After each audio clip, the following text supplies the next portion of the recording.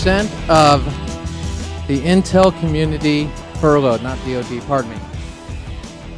70% of the intel community furloughed. Crane Durham's Nothing But Truth, AFR Talk. That is what DNI Chief James Clapper said today in testimony before the Senate. And interestingly enough, James Clapper, Director of National Intelligence, credibility-wise, a bit shaky with many when it comes to not only his grasp of our security situation, meaning the understanding of that, but also in testimony that contradicted the record when it comes to the NSA. Speaking of the NSA, National Security Agency Chief General Keith Alexander was also before the committee, and a number of statements have been made in regard to our ability to protect ourselves, to say the least. But first and foremost, Ted Cruz, Senator Ted Cruz, took issue with 70% of the intel community being furloughed and said, we've got to fix that right here and right now. Roll it. If the Senate cooperates, we could get this passed by the end of the day. We could respond to the national security threat these two gentlemen have laid out, and the only impediment to doing so is the prospect that Majority Leader Harry Reid would object to doing so.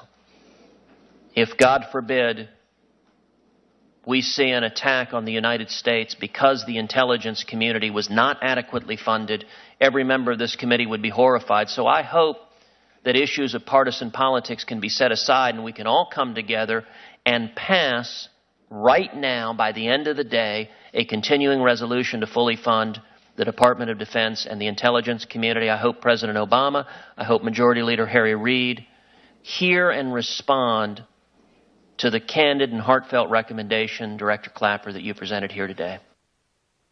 And this has also been tried in different places when it comes to the funding of government. We've seen this actually with the World War II Memorial and veterans visiting. It's interesting to me that they are taking the same approach, it looks like, in the optics, and we'll get to a story that actually Daniel Doherty of townhall.com has been reporting on the tip sheet, that's looking to make this as painful as possible. Much like, wait a second, didn't we see that with the sequester? Yes, as painful as possible. And then when it comes to funding particular elements of this, getting the resolution passed out of the House and sent to the Senate saying, hey, do this. You say this is a problem. This is causing a problem. It's a slim down, not a shutdown, as we're learning. But even in a slim down, we'll take in a little more to make sure this is funded right here and right now. Harry Reid had an unbelievable response when it came to kids with cancer and research for them. Dana Bash of CNN asked the question. We'll get to that in the next segment. Point is, there's a strategy here. The strategy of the shutdown is to make it painful and to blame it on House Republicans, specifically Tea Party Republicans, and go after them to marginalize them. When we hear the rest of the story, we learn that the House has passed resolutions that protect our First Amendment rights, as well as have the same rules for everyone, not getting the exemption like Congress, as well as a delay for the individual mandate, and that's what business got. So when we're hearing this, and this is why it's so important, Nothing But Truth on AFR Talk, that you get the whole story.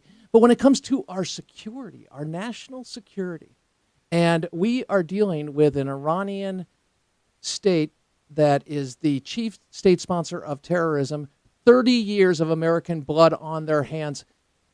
Prime Minister Benjamin Netanyahu did an outstanding job yesterday, an outstanding job in highlighting the carnage of this regime. And the press is celebrating the phone call between the new Iranian president and President Obama. So Obama calls President Rouhani. They have a discussion. president says, hey, this is historic, first time in 30 years. But we have to remember, why on earth were we not talking to the Iranian regime? Because they were ignoring resolutions. Let me know when Ryan Mauro is ready, please. And clarionproject.org. The point that this all gets to is when you hear people are talking, that would signify something good is happening, yes? That's a good thing. But what we are experiencing is actually the reason we weren't talking to them because they haven't lived up to their part of the bargain. In fact, they've slaughtered our citizens and soldiers, and they continue to sponsor either through funds or actual groups like Hezbollah, among others, at the Quds Force, that kind of behavior. So why did President Obama say, oh, hey, you're really hurting right now? We'll talk to you. Thinking that they're going to get a moderate that's going to have a conversation, a reformer, when we have Khamenei picking the 7 candidates and having 700 rejected. Why did this man get the job? Our guest, Ryan Mauro. Ryan Mauro is the National Security Advisor for the Clarion Project, clarionproject.org. And Ryan, yesterday, Benjamin Netanyahu came out, said, look, here is the record. I of course, anytime Netanyahu speaks, he could say the same thing year after year after year. This time he got very detailed in his analysis of Rouhani and the record of the Iranian regime, as well as specifically President Rouhani and his other roles within that government. And I loved it. I thought it was great because he was detailing what the Iranian regime is and has been and what they are developing. Your thoughts? No, I completely agree, and that's really what's awesome with Netanyahu speaks, that he does include a lot of specific facts. It's very analytical in nature. There's rhetoric, but the rhetoric is always backed up, which makes him different than Obama. And he did the same thing in the last speech in front of the UN, where he pointed out that Rouhani is approved by the supreme leader, Ayatollah Khamenei, and he basically said that Ahmadinejad is a wolf in wolf's clothing and Rouhani is a wolf in sheep's clothing. That's really the only difference. It's one of style. And the one thing that he should have mentioned, and I was disappointed he didn't, was a 2005 speech that I've talked on this program about, where he publicly said to Iranian officials, look, the error that we're making is that we're not stringing along the West enough. We need to use negotiations in order to buy enough time, only disclose what we have to, and then once we advance to a certain point where we're unstoppable, the West will just accept it like they did with Pakistan. And in a way, it would have been a great place to put it in, especially in light of what he said about North Korea and that type of strategy and working with resolutions and how North Korea, in essence, used it to get to a point where they had the weapons and the ability to test them. Your thoughts? Right, and he was more specific, and I think his analysis is correct when he said that Iran's goal, even though they do want to get the actual bomb, what they want to do, at least for now, is develop the capability to quickly produce it. It's called breakout capacity, so that when they make the decision to build a bomb, by the time the West realizes what's happening, we don't have enough time to react. And then in the meantime, Iran can say, look, we're not building an actual weapon until they actually pull the trigger and start physically assembling all the individual pieces. Let's get to what Lindsey Graham asked both James Clapper as well as General Keith Alexander, the DNI chief and NSA chief, respectively. This is a question about, are we at war? Do you believe we are at war? And Clapper, really, the important part of the discussion is that Clapper recognized there was a threat, certainly. Graham used, are we at war with radical Islam? And General Alexander responded this way. Roll it. Senator, I do believe it's a war on terrorism, my words, and that what we are seeing today is going to get worse with what we're seeing go through the Middle East, what's going on in Syria, the actions in Iraq over the last week, and in Afghanistan. In the week concluding 23 September, 972 people were killed in Kenya, Yemen, Syria, Iraq, Afghanistan, and Pakistan, and over 1,000 injured. And when you look at the relative safety we have here, it is no accident. It is the work of our military and our intelligence community keeping this country safe. Ryan, when you hear the butcher's bill of the war that we are in, and many fail to recognize, looking at it as a reactive measure, as Andrew C. McCarthy points out, willful blindness, the idea of a criminal matter versus a matter of war and national security. Your thoughts on what the general said and what that really means when he talks about the devolving situations in those countries, specifically Iraq and Syria? Well, obviously it means that we are at war, because every time they carry an attack, whether it's in Iraq or in Kenya, it's aimed at a symbol of Westernism or direct Western interest. When Boko Haram, when Al-Shabaab carries out that attack on the mall in Kenya, it's targeting the mall because of its symbolism of being part of Western culture. So that's an attack on the United States, even if it doesn't physically take place on American territory. So it is very much a war, but to repeat the point that you and I always talk about, we're misplacing where we're firing, because we're not going after the Islamist ideology as a whole. And the greatest evidence that the Obama administration still doesn't get it came last Friday when the U.S. and Turkey announced that they're forming a fund to combat what they called violent extremism. And now that sounds good, but when you're teaming up with Turkey, and also Qatar is involved, which are two Islamist-supporting countries, that shows that the administration is still pursuing the policy that says Muslim Brotherhood-type Islamism is the solution to the Al-Qaeda type of Islamism.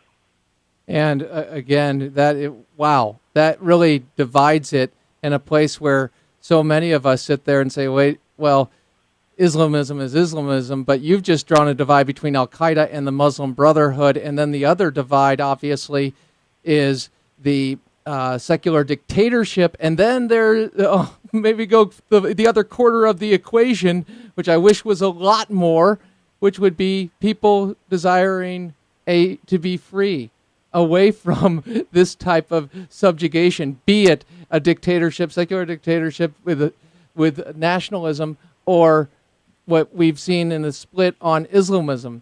So when we see this divide, so we really learned why, I guess, the president went with the Muslim Brotherhood there in Egypt. Right, exactly. It's the easy option, and if you're deceived into believing that the Muslim Brotherhood is relatively moderate, then you can say, well, in comparison to Al-Qaeda, we'd rather have those guys run the show. And it just shows that we haven't learned our lesson from what happened in Egypt, where Egyptians are furious at the United States for supporting the Muslim Brotherhood, because now we're actually going to be donating somewhere between $2 and $3 million to this fund that Turkey is going to help manage, that Qatar is going to be a part of, when they're backing the Islamist ideology as a whole, and they're going to be presenting the alternative to Al-Qaeda. But as for people wanting to be free, there is good news that just happened, which is that the Muslim Brotherhood-linked government of Tunisia, which was elected, has agreed to step down within 3 weeks because of popular protests against it.